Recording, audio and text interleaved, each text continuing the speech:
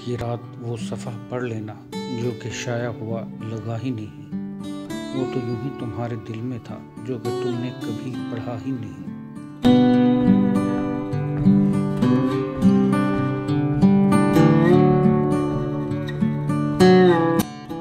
आज की रात सफ़र न करना तुम कि अंधेरा है, रात लंबी है।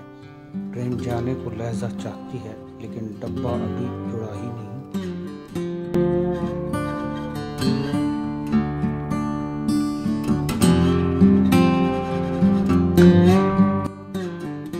मैंने फुर्सत को खाक समझा है, मैंने जख्मों को ताज़ा रखा है। मेरी हर सांस तुम्हारी आहट है, खाली लम्हा कोई मिला ही नहीं।